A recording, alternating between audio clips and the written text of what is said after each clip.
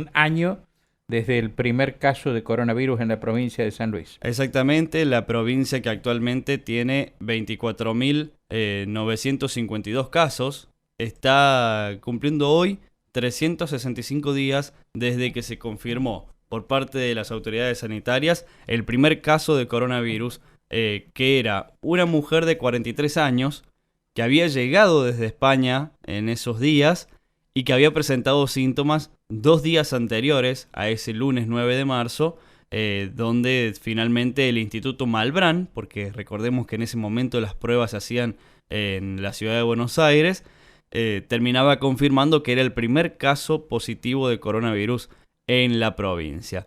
Era una mujer que presentó síntomas, pero que evolucionaba favorablemente en ese momento, según los datos que brindaba el mismo Ministerio de Salud, porque todavía, si bien lo estaban constituyendo, actuaba como Ministerio de Salud y no como Comité de Crisis en ese momento.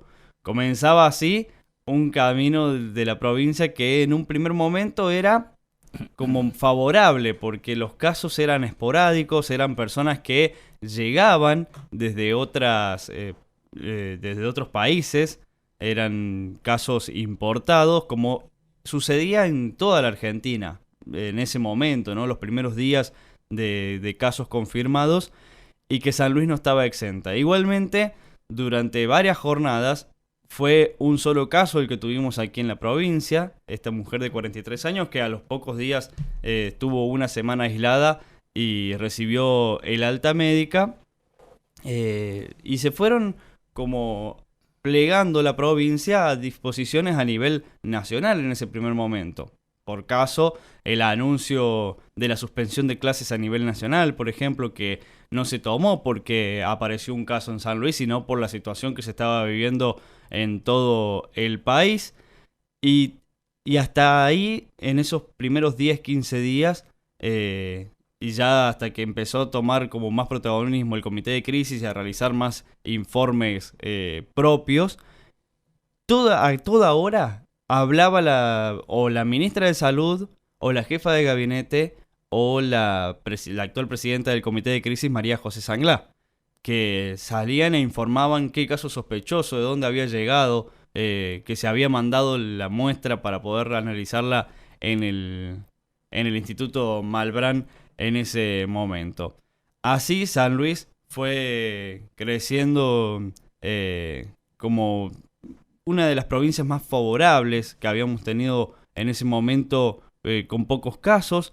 Nació en el 19 de marzo, anunció la cuarentena obligatoria en todo el país, y el gobierno en ese momento, el gobernador, junto a todo el comité de crisis, habló el viernes 20 de marzo a la 1 de la mañana para dar a conocer todas las medidas de seguridad que habían implementado aquí en San Luis. A partir de eso se dispuso, por ejemplo, las salidas por DNI, que esto lo hemos vivido durante mucho tiempo, ¿no? Salir por DNI par o impar de acuerdo al día de la semana. Esto se dio a conocer para el lunes 23 de marzo. Y el miércoles 25, después de que habíamos estado durante varios días sin casos activos, habíamos tenido uno solo nada más, se dan a conocer 4 casos de coronavirus. Un bebé de 1 año y medio en Villa Mercedes, un paciente de 30 años que había llegado del exterior aquí en la ciudad de San Luis, y algo de lo que se habló durante varios días, que fue este brote en la comunidad menonita. No sé si recuerdas, Mario, en la zona sur de la provincia, donde obligó a aislar totalmente a la comunidad menonita y a Nueva Galia también. Esto fue, bueno, como en ese momento un susto quizás, porque 4 casos en un solo día hacía creer que podía llegar a surgir nuevos contagios más masivos. Entonces se anunciaba la instalación, y que se empezaron a utilizar largo tiempo después, los centros de atención para pacientes leves. Esto fue en marzo, miren todo lo que ha pasado. A partir de eso, bueno, se fue confirmando nuevos casos de coronavirus en la provincia, que hicieron que hacia finales de marzo y principios de abril tuviéramos los 10 famosos casos que tuvo San Luis, ¿no? En un principio. 10 casos que fueron pacientes que tuvieron algún síntoma leve pero que pudieron ir sobrepasando la situación hasta llegar a una situación a fines de abril ya que no teníamos casos. Pero el último caso contagio confirmado por San Luis en ese momento, había sido el 5 de abril. Y desde el 5 de abril hasta el 4 de julio corrieron 90 días que San Luis no tuvo casos de coronavirus. 3 meses en donde, bueno, se veía muy favorable la situación. Uno podría imaginar en ese momento, bueno, podría haber sido suerte también, los cuidados que se estaban llevando adelante.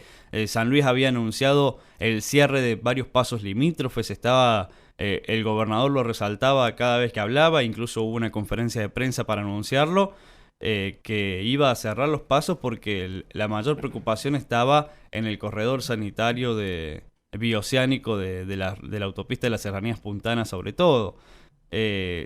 Y se anunciaba también que cada persona que llegara a San Luis tenía que hacer cuarentena en la Universidad de La Punta, que era el lugar específico que había dado a conocer el gobierno o el comité de crisis para que las personas pudieran aislarse durante 10 o 14 días en ese momento para evitar que tuvieran un contagio masivo en la sociedad.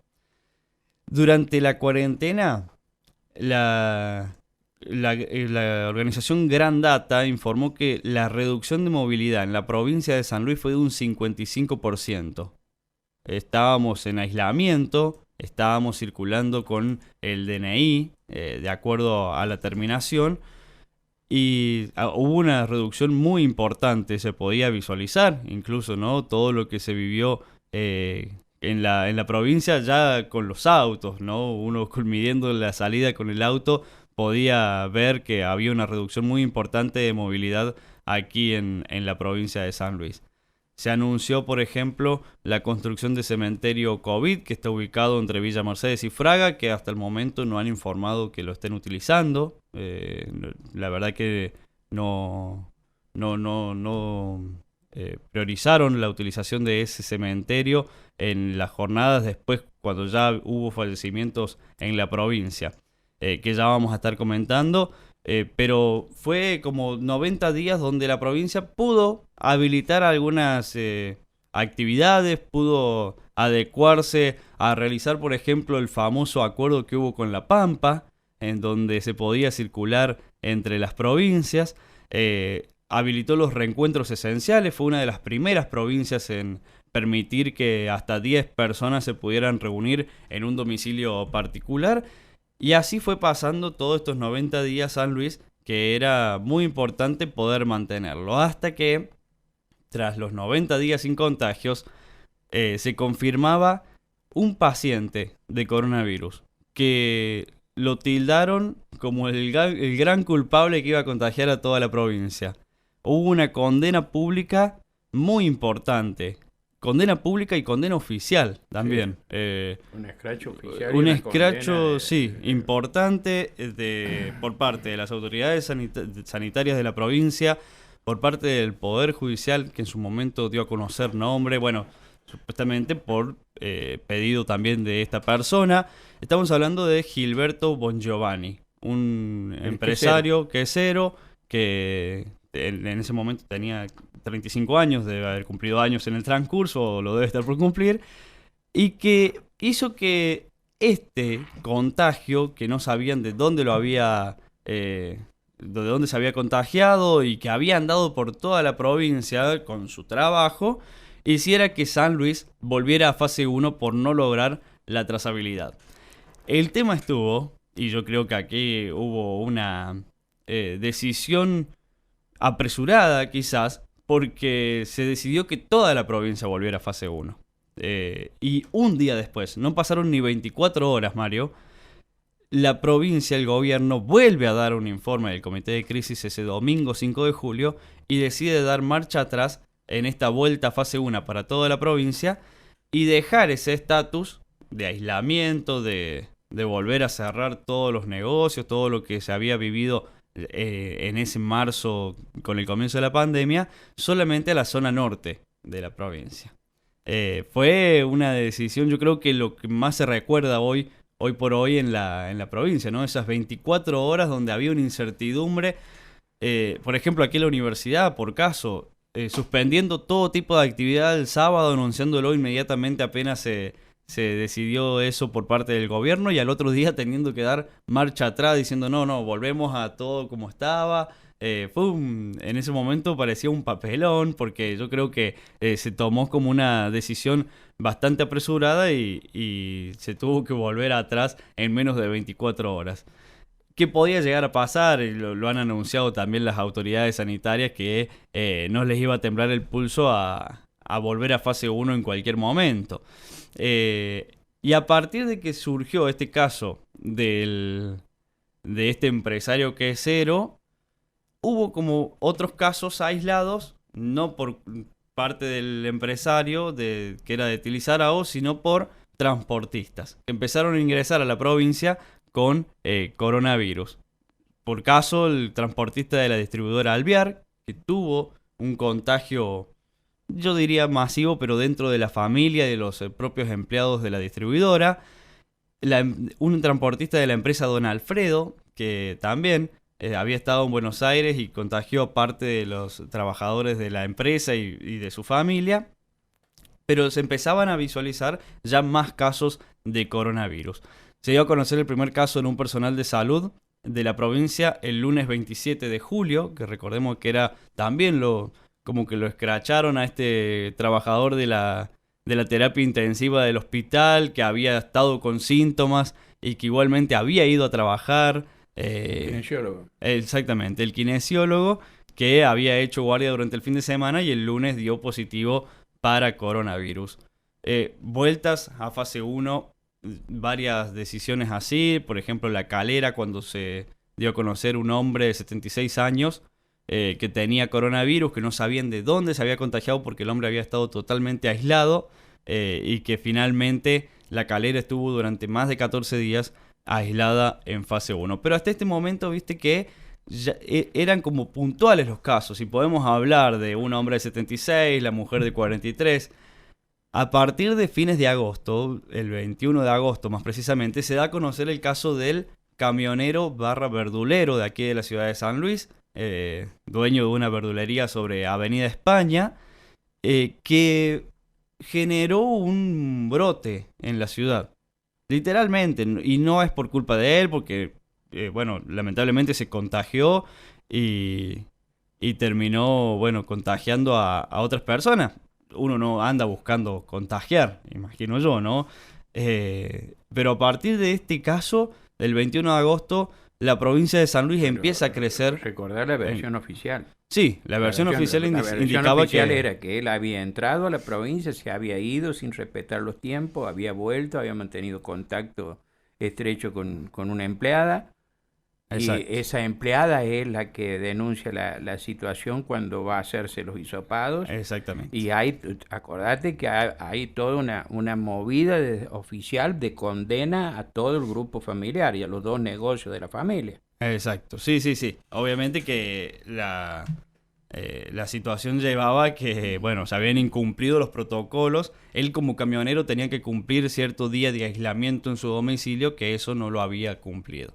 Que había ido incluso a la verdulería y se generó todo un brote muy importante en la ciudad, que no solamente alcanzó la ciudad de San Luis. Hubo gente implicada de Juana Coslay, gente que se contagiaron en La Punta, gente del Trapiche que no tenía casos hasta ese momento, y que todos esos casos eran vinculados a este primer caso del camionero verdulero de la ciudad de San Luis.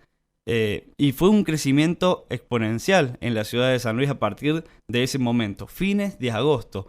El domingo 6 de septiembre se da a conocer la primera persona fallecida por coronavirus en la provincia, una mujer de 87 años que tenía patologías de base, que también era parte de este grupo que se había contagiado por ese primer caso del camionero verdulero.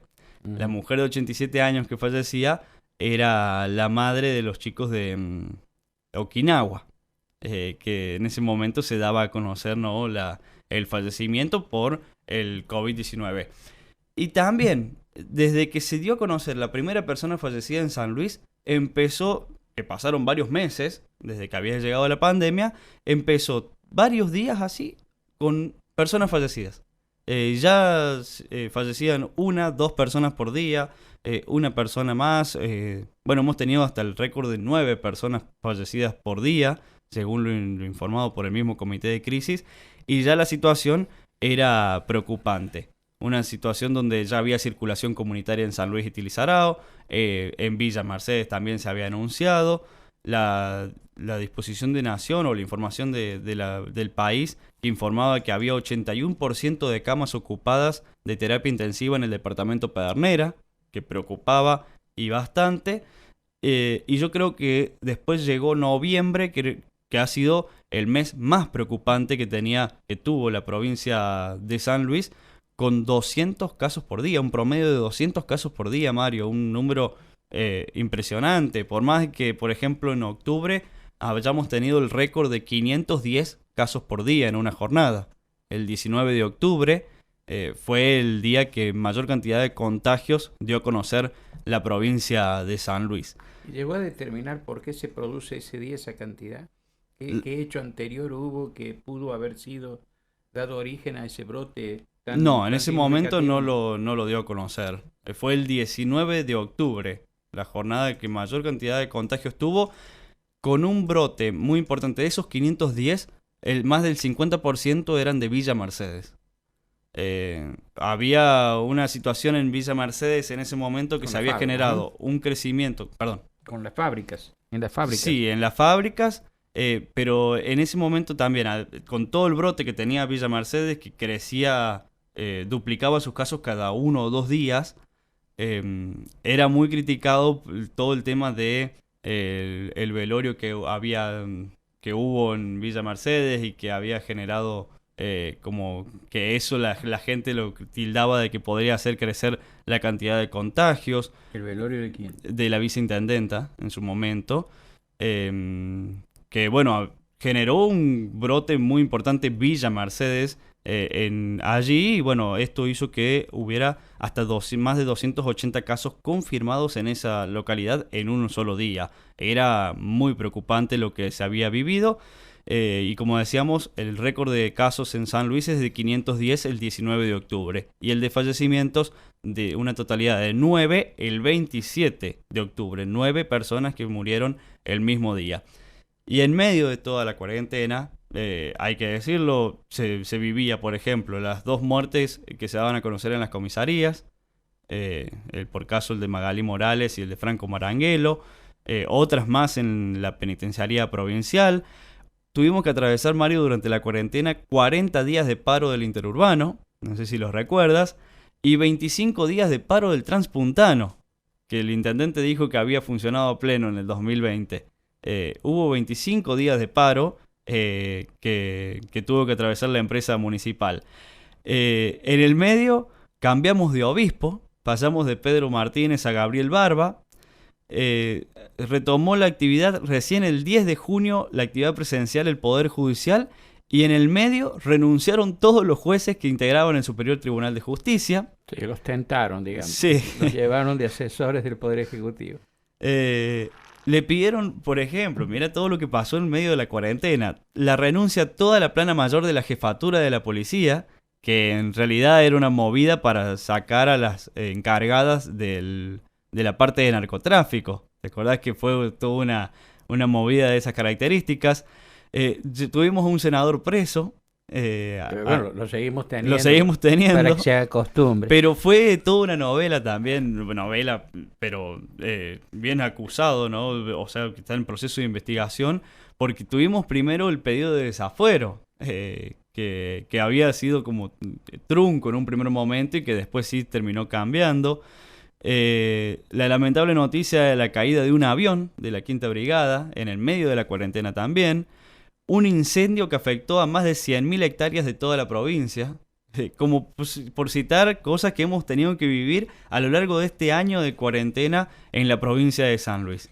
Y después, para cerrar, hay como personalidades conocidas que dieron a conocer también a lo largo de todo este periodo que han tenido coronavirus. Por citar algunos, Walter Ceballos, el secretario ejecutivo de la presidencia de la Auditoría Nacional, daba a conocer también que tenía coronavirus. Alida García Peanú del PAMI, diputados provinciales, intendentes como Ariel Figueroa de Arizona y Jorge Fernández, actual ministro de Justicia, Actual ministro del Superior Tribunal de Justicia, también daba a conocer que tenía coronavirus. Víctor Moríñigo, rector de la universidad, también lo dio a conocer. Carlos Ponce, en ese momento era presidente del Consejo Deliberante cuando dijo que tenía COVID. Juan Álvarez Pinto, también como intendente de la Villa de Merlo. Y entre las autoridades más conocidas en este último tiempo de la provincia, la coordinadora del Ministerio de Salud, Rosa Dávila, integrante del Comité de Crisis, también dijo que tenía coronavirus. Y aquí vamos a citar a nuestro compañero Nico Villar también, que es como una personalidad de que ha tenido COVID-19, pero ha sido un año muy intenso. Sí, muy intenso de COVID, con movimientos para adelante, para atrás, favorables, preocupantes, que esperemos que en algún momento cambie esta situación. Cierro diciendo que la cantidad de población que se ha contagiado hasta el momento en San Luis es de poco más del 8,3% del total de la población. Tenemos 24.952 casos y la población estará rondando poco más de 400.000 personas en toda la provincia, ¿no? Recordemos que fue una época también durante todo este año en que menudearon los conflictos. Hemos tenido conflictos severos que han estado vinculados todos con los controles sanitarios establecidos por la provincia, que generaron incluso presentaciones judiciales y conflictos interprovinciales. Además de denuncias por vulneración de derechos esenciales en el ámbito de la provincia de San Luis y aquellas expresiones que nunca merecieron corrección por parte del gobierno de la provincia, cuando el ministro de Seguridad de la provincia se jactó adelante del gobernador de la provincia de haber establecido verdaderas aduanas. Exactamente. En el ámbito de la provincia de San Luis para impedir la circulación. Que a partir de ese momento se lo borraron, claro, en ese momento. Claro, lo tendrían que haber echado. En el acto lo tendrían que haber echado.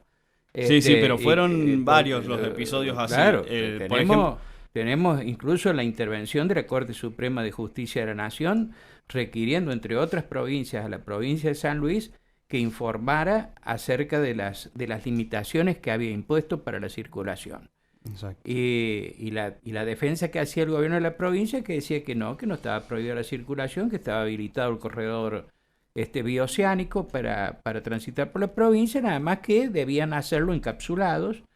Sí, lo que se con criticó una serie mucho de medidas. Pero fue una época conflictiva en este sentido. Lo anunció que había 8 de los 16 puestos limítrofes que tiene la provincia de San Luis estaban habilitados.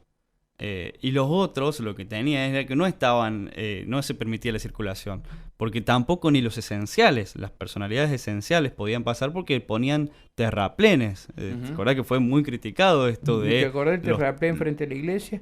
El terraplén frente a la iglesia, que ni el cura podía llegar ahí en la zona de la Punilla. Claro. Pero sí, no quería extenderme mucho más, pero también hubo, por caso, personas indicadas por el gobernador en los reportes, que lo veía toda la provincia en ese momento, de personas que incumplían la cuarentena y que iban a ser procesadas, iban a tener una causa penal por no haber cumplido lo que se había dispuesto a nivel provincial y nacional. El 8 de mayo fue el primer proceso, o se dio a conocer que fuera el proceso y embargo de una joven villamercedina que había ingresado de manera irregular a la provincia. También se hizo un procedimiento, se le allanó la casa, se le allanó la vivienda y se le embargó hasta la suma de 500.000 pesos. Y después, otro hecho así muy grave, por decirlo, fue lo que se vivió en el Hospital San Luis también. ¿Te acordás, Mario, con el odontólogo esturino que había agredido a una enfermera o una persona que trabajaba ahí en el Hospital San Luis en la zona de casos sospechosos, que, se dio a conocer hasta el video que se había vivido en ese momento? Por eso digo, fue muy intenso según todo me este dijo año. Esturino, a mí ese video no se correspondía con la realidad, sino que estaba editado. Y esas son todas causas, viste, que han quedado en el ámbito de la justicia. La justicia van marchando algunos expedientes de los miles que se iniciaron por las denuncias formuladas por el gobierno. Están distribuidas en el ámbito de la justicia penal y en la justicia correccional. En la justicia correccional están avanzando algo más los expedientes estos. ¿Más puntuales o por los embargos? Porque pertenecen a otra etapa. Recordate Claro. que al principio hacían la denuncia penal y pedían los embargos, y después sacaron disposiciones por las cuales también aplicaban multas. Esas multas iban a la provincia, además de las acciones judiciales. Todavía, a pesar de los procesos que son sumarios y que están en marcha varios en las 3 circunscripciones judiciales, todavía no hay condena en ninguno de ellos, y hay varios que están en una etapa como, digamos, para determinar a ver si efectivamente se pueden sancionar las responsabilidades. Esto ha significado una sobrecarga, digamos, en la actividad jurisdiccional. Si vos tomas los juzgados correccionales, por ejemplo, ves que, no sé qué porcentaje, pero un elevadísimo porcentaje, por cierto, debe ser por arriba del 90%, de los expedientes están constituidos en algunos casos por estas denuncias formuladas por el gobierno, ¿no? Uh-huh. Contra ciudadanos que, por ejemplo, en muchos casos aluden a que van a buscar trabajo. Claro. Que en ese momento eran fueron trabajadores, más de 4.000 personas que fueron detenidas o demoradas, pero se les iniciaba una causa penal, según lo que enunciaba el gobierno, de personas que salía, por ejemplo, siendo par un día impar. Y hay gente que dice, bueno, yo iba a buscar trabajo. Algunos expedientes que yo he visto dicen eso. En otros justifican plenamente que iban a buscar los hijos, por ejemplo. Y bueno, todo eso está en trámite en el ámbito de la justicia. Vamos a ver qué resulta de tanta denuncia y tanto escrache, ¿no? Uh-huh. También. Pero todo esto ya pasó un año de todas las disposiciones y no hay novedades. No hay novedades todavía así significativa como decir, sí, mira, está condenado Claro. A sí efectivamente le embargaron las cuentas, le inhibieron. Vos ves personas a las que les quitaron el auto, personas conocidas que les quitaron los autos, que los secuestraban, que iban a la justicia y lo ven en los autos. Así que de manera tal que se los han restituido. Digamos, esas son todas cosas que, digamos, que quedan, ¿no? de este año, desde el primer caso de coronavirus, de los 25.000 que hemos tenido en el ámbito. Cerca de 25.000, exactamente. Bueno, gracias, Javier. De nada, man. Vamos a la pausa, ya volvemos.